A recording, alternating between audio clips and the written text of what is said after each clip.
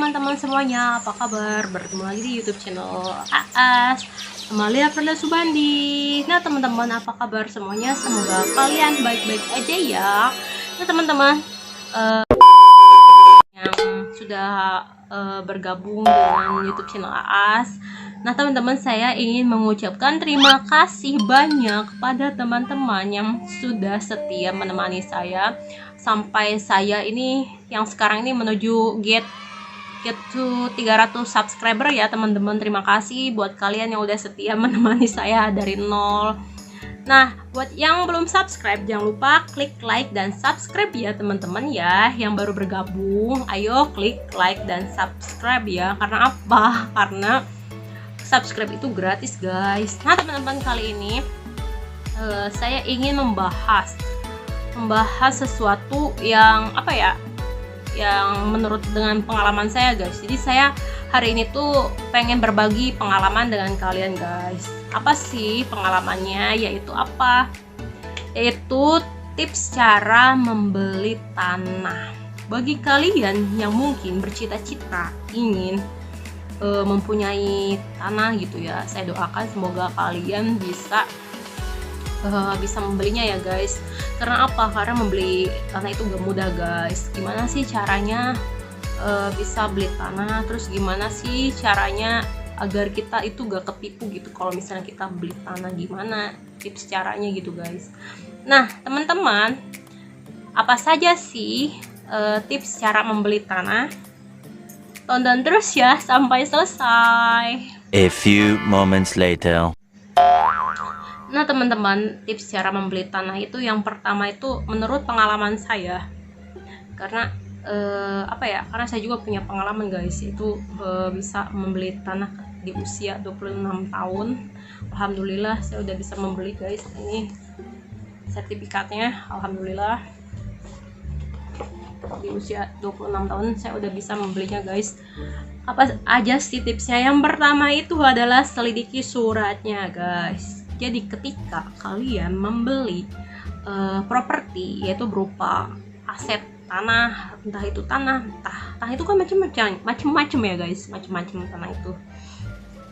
Tanah darat itu meliputinya apa? Contohnya kayak kebun, kayak tanah kosong, itu masuknya ke tanah darat guys. Bisa juga rumah, pokoknya yang aset properti gitu guys. Jadi yang pertama itu harus dilihat suratnya. Jadi ketika kalian membeli properti atau aset itu dilihat suratnya guys. Itu suratnya apa? Karena suratnya itu kan macam-macam ya, jangan asal beli aja karena harganya murah. Karena pengalaman saya itu banyak orang, terutama orang yang udah sepuh ya, gak paham sama suratnya guys. Banyak orang beli cuma karena harganya miring guys. Karena surat itu macam-macam, ada SHM, sertifikat hak milik, ada AJB, ada kikitir itu cuma apa ya? Kikitir itu nggak terdaftar guys. Maksudnya itu rawan lah pokoknya, itu mah kikitir mah ya, takutnya itu ada ada gunung gini gitu guys. Karena apa? Karena kan belum terdaftar yang kayak gitu, belum terdaftar ke BPN. Ada SGB tuh cuma bangunannya aja, macem-macem. Ada yang tanah pengairan, ada yang tanah gusuran gitu guys ya, macam-macam. Diselidiki suratnya apa. Kalau misalnya suratnya udah terdaftar di BPN atau di notaris, itu rata-rata suratnya itu SHM guys, itu sertifikat hak milik, yang artinya itu sepenuhnya itu milik kita. Kayak gini, ini tuh kalau SHM itu tanahnya milik kita, bangunannya bisa milik kita gitu guys. Yang kedua, selidiki pemiliknya guys. Jadi ketika kalian membeli aset tanah atau rumah itu diselidiki guys, pemiliknya siapa. Karena pengalaman saya dulu, saya tuh masih awam gitu guys, masih belum paham gitu ya sama kayak gitu. Saya kan punya teman yang kerja di BPN. Saya tanya sama teman saya waktu itu tuh, saya tuh tanya-tanya terus gitu sama teman saya yang kerja di BPN. Terus kata teman saya tuh, pemiliknya masih ada nggak waktu belum saya beli yang itu ya. Terus saya bilang udah meninggal, karena saya tuh kan survei itu macam-macam ya, bukan ke satu lokasi aja. Terus kata teman saya, diusahakan usahakan kalau misalnya beli sesuatu, entah itu rumah atau tanah, itu diusahakan orangnya masih ada.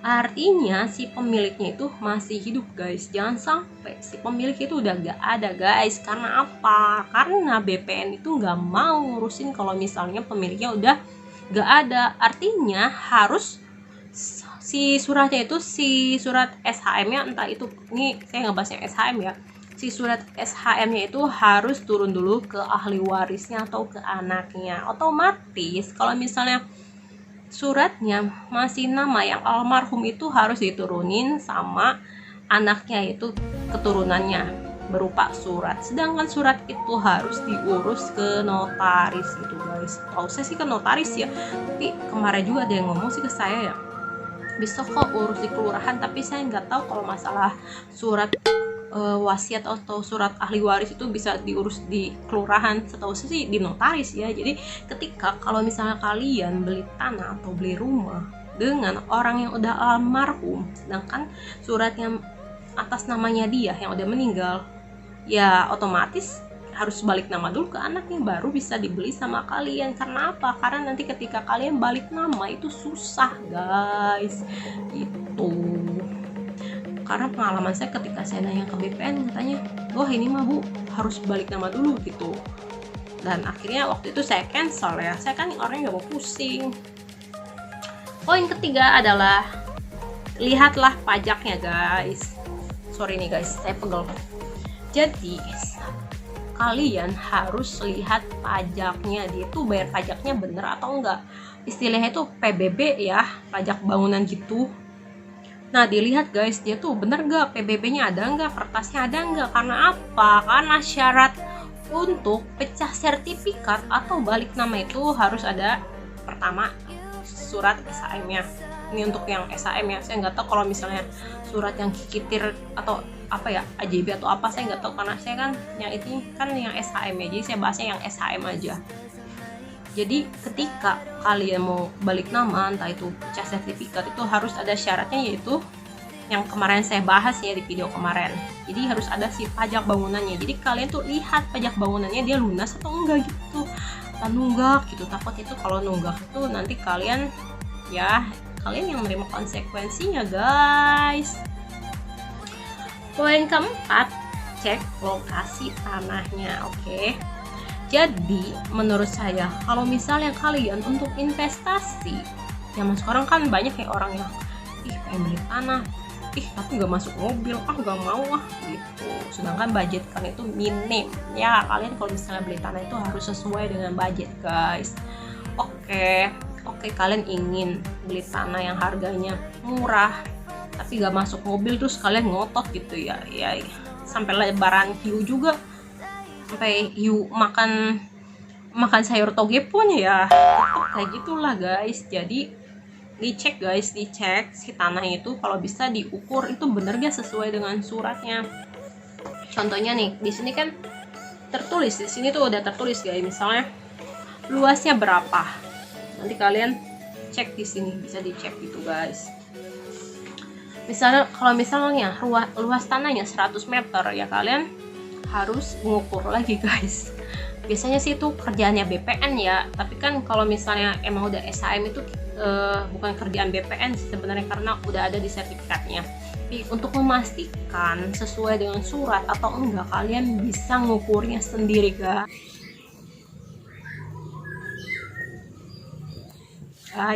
Kalau bisa mah minta bantuan RT atau desa atau saksinya gitu guys. Jadi bener gak sesuai dengan surat gitu guys. Dan poin yang kelima adalah kalian ketika membeli tanah, pastikan dulu si suratnya dicek ke BPN guys. Zaman sekarang itu udah canggih banget, apalagi kalau misalnya dokumennya itu udah lengkap guys. Kalian bisa ngecek langsung ke BPN, yaitu Badan Pertanahan Nasional. Kalian bisa ngeceknya dengan membawa sertifikat, KTP pemilik, dan pajaknya. Jadi kalian bisa ngecek langsung datang ke BPN dengan membawa dokumen tersebut. Apakah ini sertifikat asli ataukah ini sertifikat palsu, karena apa ya, untuk menghindari aja gitu guys. Dan setahu saya sih bisa ya dicek di BPN asal kalian membawa sertifikat asli atau dokumen aslinya gitu guys. Jadi bayar 50.000 kalau nggak salah ya, kayak gitu guys. Keenam ya, poin yang keenam, kalau bisa mah ya ketika kalian transaksi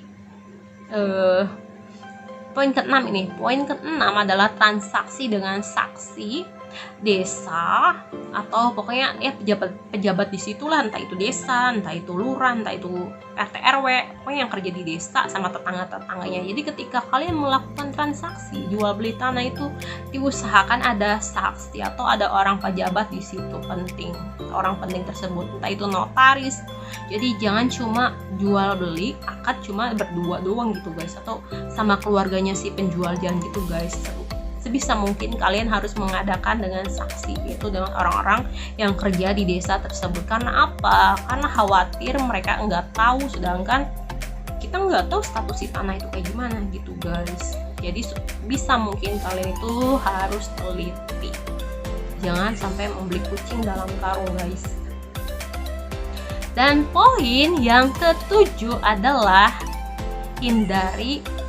kalau bisa mah hindari beli tanah melalui orang lain gitu guys. Jadi kalian tuh belinya langsung ke tangan si penjualnya langsung. Tapi ini tuh minim banget guys, minim banget. Zaman sekarang tuh orang jual beli tanah itu setahu saya ya melalui tangan orang lain gitu guys. Jadi ya sebisa mungkin nih mah, kalau nggak bisa ya udah terserah kalian.